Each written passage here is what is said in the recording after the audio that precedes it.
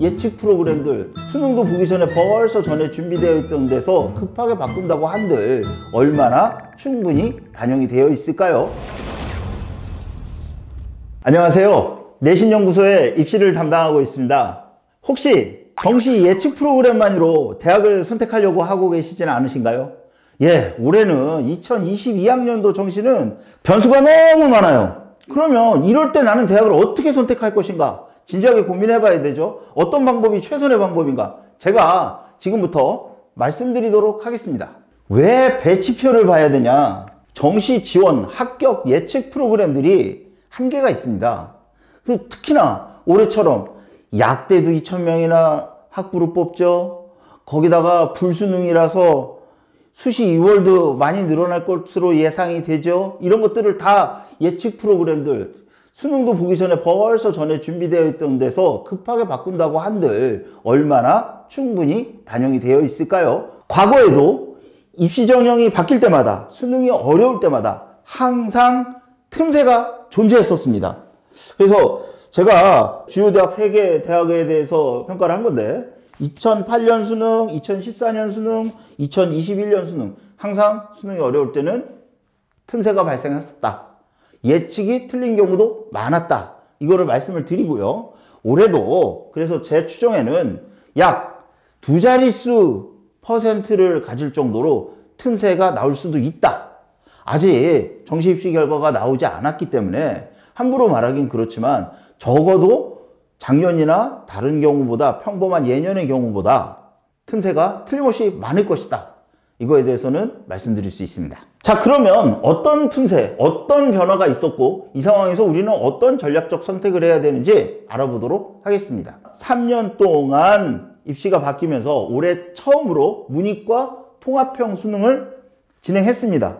그런데 문이과 통합형 수능을 진행을 하면서 수능 최저 조건은 작년과 거의 변화가 없었기 때문에 수시 2월이 여기서 많이 늘어날 수밖에 없고요. 두 번째, 약대를 학부에서 뽑는 첫 해가 바로 올해입니다. 그러니까 최상위권에서 학생들의 이동이 분명히 있을 거고요. 그렇게 최상위권에서 학생들의 이동이 있으면 그것이 아래로 피라미드 형태로 전파가 됩니다. 그러니까 그만큼 변동성이 커지는 상황이고요. 세 번째, 특히나 올해는 이 불수능 때문에 수능 최저를 못 맞춘 입시생들은 어떻게 정시에 지원을 할 것인지에 대해서도 고민을 해야 되고 모집 전형 요소, 반영 영역에 대해서 만약에 수능이 너무 어려워서 원래 내가 봤던 모의고사에서 봤던 점수보다 한두 과목 점수 하락폭이 컸다.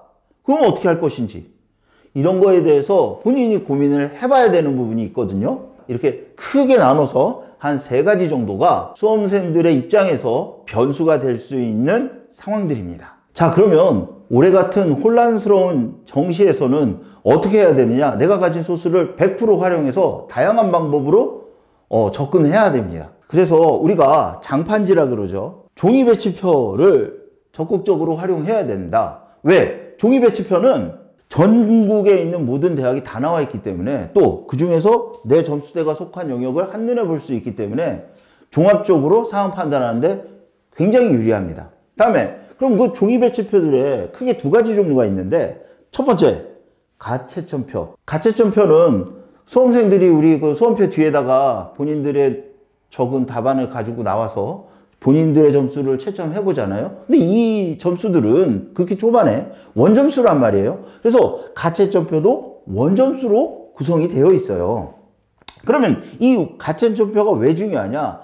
가채점표하고 실채점표하고 차이가 있는지 없는지 내가 원점수로만 파악했을 때의 내 위치하고 실제로 성적표가 나온 뒤에 받아볼 수 있는 실채점표하고 그 배치표 상에서의 내 위치가 어떻게 다른지 또 지원 가능한 대학이나 모집 단위가 어떻게 바뀌고 있는지를 참고해서 파악할 수 있습니다. 다시 말하지만 종이 배치표의 특징은 뭐다? 종합적으로 내가 지원 가능한 학교와 전공을 대략적인 거에서부터 점차 세부적인 것까지 가채점표에서 실제점표를 통해서 찾아볼 수 있습니다. 자, 그러면 온라인 배치표, 그러니까 합격 예측 프로그램을 쓸 때는 어떤 장점이 있느냐? 네, 자동으로 디테일한 정시 요강에 필요한 전형 요소들을 자동으로 반영을 해줘요. 물론 한계가 있어요. 예를 들어서 수시 2월 같은 경우에는 올해는 12월 29일 날 확정이 될 거거든요. 그러면 수시 2월 인원이 어떻게 나오는지, 또 내가 지원할 대학 또는 전공에서 그 수시 2월 인원이 얼마나 늘었는지 생각을 해보세요. 선발 인원이 늘었는데 당연히 합격 확률도 바뀌겠죠. 예, 이런 거에 대해서 극히 짧은 시간 동안에 전면적으로 모두 다 반영이 된다? 그렇지 않습니다. 또 하나, 그 합격 예측 프로그램들은 본인 사이트나 본인 프로그램에 모의 지원한 학생들의 모수를 모집 단위로 해요. 그러다 보니까 지원한 인원이 작거나 또는 주로 그 프로그램을 사용하는 학생들, 그 프로그램을 선호하는 학생들의 어떤 경향성을 가질 수밖에 없습니다. 그래서 실제로 전체 입시를 바라봐야 될 때는 차이가 발생할 수밖에 없어요. 그러니까 이러한 한계가 평상시에는 그렇게 크지 않은데 올해처럼 입시 제도가 바뀐 이러한 혼란스러운 상황에서는 한계가 노출될 수밖에 없다는 점 말씀드립니다. 자, 그러면 지금 말씀드린 것처럼 종이 배치표하고 온라인 배치표를 모두 사용해야 전체적으로 종합적으로 판단할 수 있고, 그렇게 해서 판단을 할 때 실제로 맞는 예측 비율이 대략 80% 이상 나옵니다. 그러니까 다시 말씀드리지만 이 몇 가지 요소를 동시에 볼 수 있는 종합적인 시각을 갖고 폭넓게 찾는 게 제일 중요한 요소입니다. 자, 그러면 어떤 변수들이 있느냐? 지금까지 여러 가지 말씀을 드렸는데 영역별 반영 비율이 다 디테일하게 달라요. 같은 학교에서도 같은 학교 같은 과인데 가군을 지원을 하느냐 다군을 지원을 하느냐에 따라서 모집 비율도 달라지고요. 또 우리가 국어 영역, 수학 영역, 영어 영역, 탐구 영역, 이 영역들에 대해서 영역 간 반영 비율도 다릅니다. 그러니까 이런 데서 수시 2월을 포함해서 또 불수능이니까 잘 본 과목도 있고 못 본 과목도 있고 그 반영 비율이 다를 때 내가 어떻게 하면 실제로 평가 점수가 올라갈 수 있느냐, 이런 거를 다 생각할 수 있거든요. 그런 곳에서 틈새가 발생합니다. 두 번째, 전형 요소가 또 달라요.